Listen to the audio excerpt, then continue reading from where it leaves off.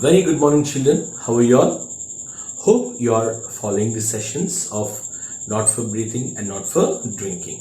So yesterday we discussed about the pollution, that is the air pollution, and also we have seen different causes and also different gases present in the air, right? So today we are going to discuss about the natural causes for the pollution.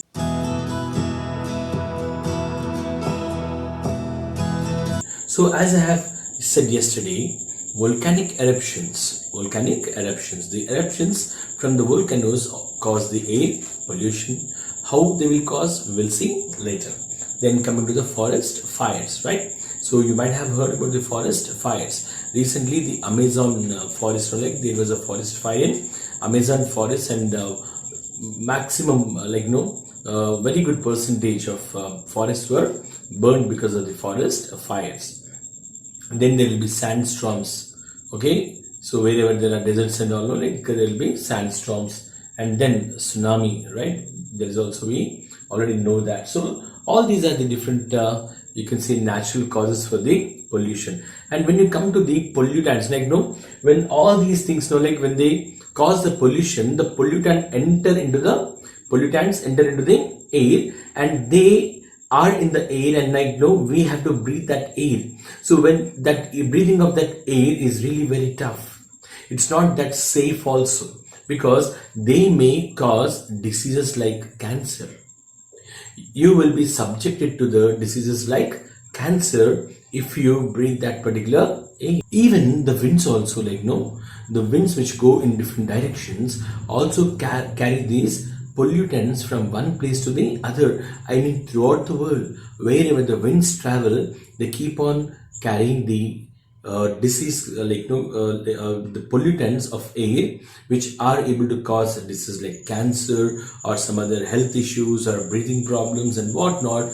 All these things, they will be carried from the one place to the other because of the winds. So they will carry them all over the world. So here there are different kinds of pollutants. All these pollutants, not even a single pollutant is good for our health. Right now, that's the reason why air pollution has become concern for everyone.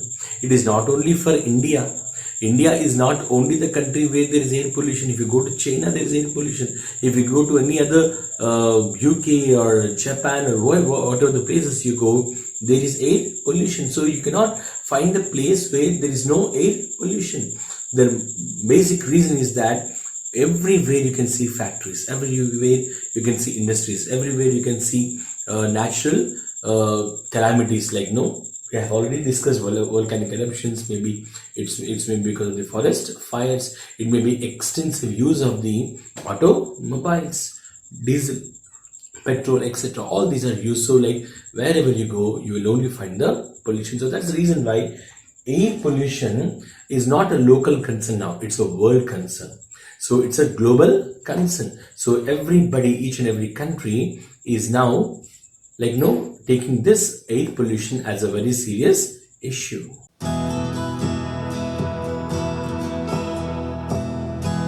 So children, if you to know the kind of pollution which is in the air, we can do a small activity, right? Even you can do this activity while staying at your home also, right? Now you can take 3 papers and you just apply oil, smear oil on that paper. Okay, take 3 papers. One you can put in your backyard, right? At the backyard and all, you can put that paper. You can hang it. You have to hang it. Don't keep it in a shelf or something. You just hang it in the air. Second one is you can come to your school. Okay, you can when you come to your school, like when school starts and all, when it's a working day, you hang one paper over there, right? And also you try to take a paper and hang it in some public park. Okay, and if you want, you can also take a paper and hang it to the shop where it is onto the main road. And then what you can do is, so you just leave it for the whole day, and evening you just come and collect those papers and try to compare those papers. The paper which is in your backyard, there will be some kind of dust particles, very less. And also if you use the wood fuel for burning and all, wood for burning and all, then there will be some black ash on that. So if you don't use that, then it's not that particular dusty. And second one is the one which you have kept in your school. Now you know that there will be a lot of children in the school. They'll be playing in the dust, like no, in the interval, in the PD periods and games and all. Like a lot of dust will come out, and because of that, the whole paper will become completely like no, it will fill with the dust. Third one is the paper which you kept in the public park, right? There you can find very less dirt, isn't it? Right? It will not become completely dusty because that is a public park where there are full of trees, and also the pollution in the park will be also a bit less. But the paper which you kept on the roadside, you know, it will be completely black in color with all kinds of dust particles on it. So that is how you can know how much dust is there in our nature, in the air which is in which we are living. And you know, like that is the same air we are breathing. So we can say that we can come to a conclusion that the air which we are breathing is full of pollutants. Now these pollutants, like no, they did not come from the nature, right? From the these are not from the natural causes. So they usually come from the natural causes, but a bit very less. But whereas the air pollution by human beings is more and more, like no, than the pollution which is caused by the nature. So by this experiment we can know what kind of air you are living in, what kind of air you are breathing, what kind of air is surrounding you, right? So how many pollutants are there and what are you breathing, and also you can know by this experiment.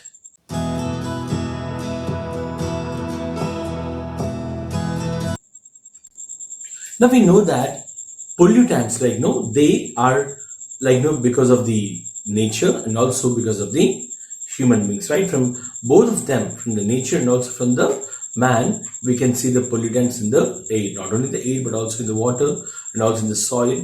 Okay, now these pollutants can be divided into two types, right? First one is the primary pollutants and second one is the secondary pollutants. So the first one is the primary pollutants. So here in the primary pollutants, you can see these are the pollutants which are formed because of the combustion of the fuels. Like you know, when you drive the motor cars, when you drive the bikes and all of the petrol, it burns and gives out the different kinds of pollutants. So like all those pollutants, and also the pollutants which are which are added to the air because of the industrial operations. Here the industrial operations in the sense the factories or the industries, you know, like whatever they prepare, whatever they produce, like you know, they leave all the gases outside, right? You can see the very big chimneys and all where the gases are released out. So these gases and all, they will pollute the air. So primary pollutants, like you know, they are the pollutants which are formed because of the combustion of the fuels. Burning, combustion in the sense burning of the fuels. Second one is industrial operations. So the what do you call, the gases which comes out, or the pollutants which comes out, the chemicals which comes out because of the industrial operations, the factories, industries, okay, and whatnot. So all these are comes under the primary pollutants. Now coming to the secondary pollutants. So here you can see the secondary pollutants are basically because of the combination of, otherwise you can say reaction of the primary pollutants. So whatever the pollutants which release during the combustion of the fuels and industrial operations and all, they will go into the air and they will react with each other and they will form some new pollutants, and those pollutants are called as the secondary pollutants. So these pollutants can be divided into primary pollutants and the secondary pollutants. So primary pollutants are the gases which are released because of the combustion of fuels, and also the gases which are released because of the industrial operations. And the secondary pollutants are the pollutants which are produced because of the reactions of the primary pollutants. So this is how the primary pollutants and the secondary pollutants are in the air, and they are causing a great damage to the life which is on the earth.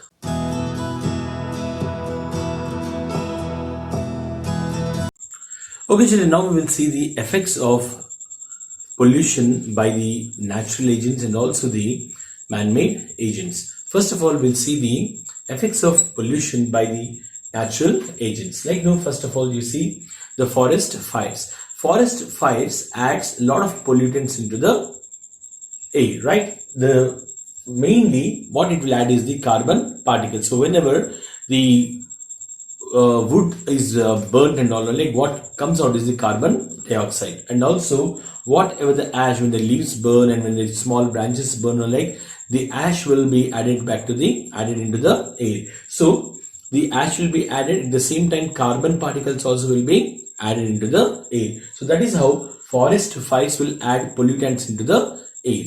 Second one is the volcanic eruption. So wherever there are volcanoes, right? Japan, there are volcanoes, and India also there are one or two volcanoes. So India or Japan or whatever the country it is, wherever there are volcanoes, usually these volcanoes will erupt and they will give out the lava. So when the lava comes out, like various gases are released, and all these gases, like they will go and they will add in the air as pollutant, and also they burn many plants and all whatever comes in their way, and that is how even ash is also added to the air. So ash and also several gases which are harmful to our life, right? They are all added to the air.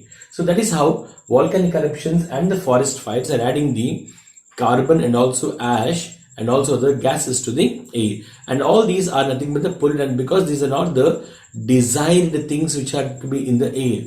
They are disturbing the balance of the air, isn't it? The gases balance is completely disturbed, the air, the environmental balance is completely disturbed. And third one is decay of the organic matter. Whenever a living organism dies, so whatever the organic matter which is in their body, when they decay, what comes out is the methane gas. So methane gas is also one of the agent which which is which helps in the global warming. So already there are chlorofluorocarbons which are going ahead with the global warming, and methane is an added gas to that. Even methane gas is also responsible for the global warming, which is showing a lot of effect on the human beings, where plant life is affected, animal life is affected, bird life is affected, and even the insect life is affected, and on the whole man life is also affected. So this global warming is affecting everybody, and this one of the agent which is responsible for global warming apart from chlorofluorocarbons is the methane gas. And the plants they give out the lot of pollen grains into the air. So they keep on giving out the pollen grains into the air, and these pollen grains they usually travel in the air. Now these pollen grains, when they float in the air, when they travel in the air, right, they are not only traveling and they deposit on the other flowers and all, and the pollination will happen. Apart from that, what happens? They can cause the allergies. That is how pollen grains are also responsible for the air pollution. So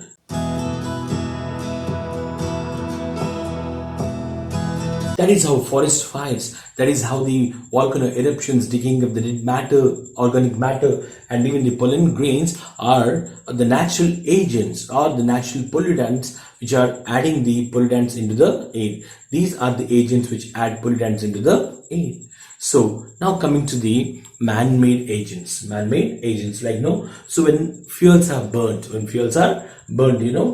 are the things which are released from that? That is the carbon monoxide, sulfur dioxide, smoke, soot, ash, water. All these things are added to the air as pollutants. See, these many pollutants are added to the air. Carbon monoxide is a poisonous gas, right? And then sulfur dioxide, smoke. You can see a lot of vehicles giving out the smoke, the black color smoke, it will be releasing from the buses and lorries and all. So do you think they are really good for our air? No, they add only pollutants to the air. And the ash, when you keep on burning something, you see, you burn all the waste papers or whatever it may be. So whenever you burn something, all the ash and all will go to the air and they will deposit in the air, and that is how we are adding pollutants into the air. And also vehicles exhaust. When vehicles are using the fuels and all, they also give the sulfur dioxide, carbon monoxide, nitrogen dioxide, and also unburned hydrocarbons. Unburned hydrocarbons, which are responsible for the global warming. Soot is also given out.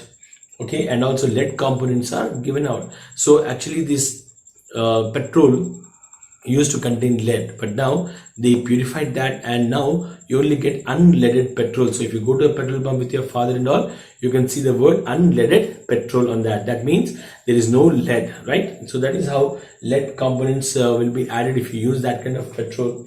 Even fly ash, even asbestos and dust. So it's actually from industries of the where they make the asbestos sheets, and also the places where these industries are there, like cement industries or the asbestos industries and all, no, the dust and all, know that they will float in the air, they will float in the air, and the people who breathe it, they cause the lot of lung issues. They are causing lung problems and all, and also shortness in the breath. So all these problems are caused, and even sometimes lead to the death of the person, right? And directly you will not know that you are suffering from this problem. So gradually you will come to know. So it won't take a very 1 or 2 3 years, but it might take some long time, but still you will suffer from this kind of diseases. Okay, so nitrous oxide, chlorine, okay, all these are the different gases or different pollutants which are added to the air. So this is how, even if it is a man-made things and all, or it is a nature, so pollutants are added into the air and they are causing pollution. But if you see here, forest fires, they are like, they, you don't see them very often, right? And volcanic eruptions, they don't erupt very often. And even pollen grains, like, this is a common thing. And whereas decay of organic matter definitely takes place, but whereas these pollutants which are released from here are very low, are very less when you compare to the pollutants which are released from the man-made things and all. So now it's in our hands. It's in our hands how to reduce our air pollution. So you make so many projects on pollution, and this time you try to make a project on the pollution where you will show the measures to prevent the air pollution. So children, I hope you understood this topic and all. So tomorrow we'll meet again with another topic. Until then, see you all. Take care. Bye.